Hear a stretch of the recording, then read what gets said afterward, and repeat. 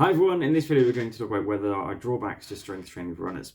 Now, to be honest, yes, ultimately. The main thing is that they're relatively short-lived. Over the years, I've done around 400 runners MOTs where we look at including strength training and often increasing the amount of strength training that people are doing.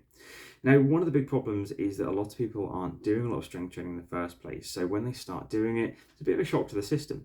The muscles are going to be quite sore, they might feel quite heavy in the legs, and the runs start to feel a little bit harder than they would otherwise do, and they maybe don't race or run as well as they might otherwise do, certainly in the short term.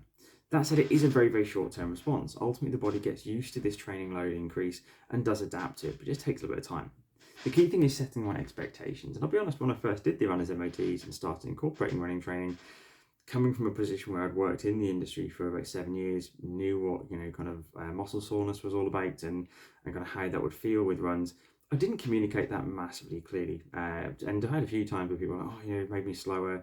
And when we then looked at it and talked them through the process and also how to taper down to their races they were doing, because inevitably they were running a lot of races most weeks.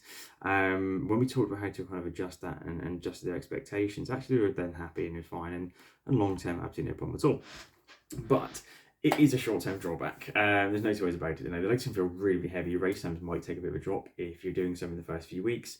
And if you're someone who does race a lot, certainly tapering that strength training down to those races in the early weeks is a very, very good plan.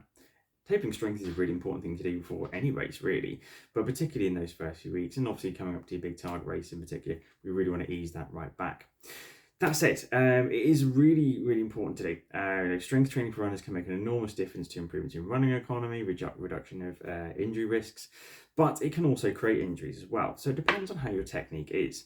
What I would say is there are main kind of top tips. So if you're being set strength training by somebody who maybe isn't a runner, who perhaps isn't qualified to set exercise for somebody, so someone who isn't a personal trainer, physiotherapist, running coach, or someone just a friend in the gym, and in the nicest possible way, you get a lot of people say, you should do this, do this exercise. I did calf raises, I was told this. That's for their body, or certainly I would hope it's for their body, and that's their particular need. That doesn't mean it's right for everybody. Now, you can go quite general, and there are different levels of specificity of strength training, certainly in athletics recognised, but equally just generally. The main base, what we should be doing initially certainly is general preparatory exercise, so GPE. Now, this is things like squats, lunges, step-ups, things like that, calf raises, basic strengthening movements. They're going to work on the major muscle groups that we use during running, but that aren't necessarily going to be that specific to the movement patterns we're going to be going through. We can then step that up into special preparatory exercise and special development exercise, again, and using the terms that athletics describes them as, where we start to look more at the movement patterns. So we're not just addressing individual muscles, we're looking at systems, we're looking at the nervous system and the types of muscle contractions that we're looking to work in the running gait as well. So those can really change things quite a lot over the time, but they take a while to build up to. So it's no good someone saying, I do medicine ball throws.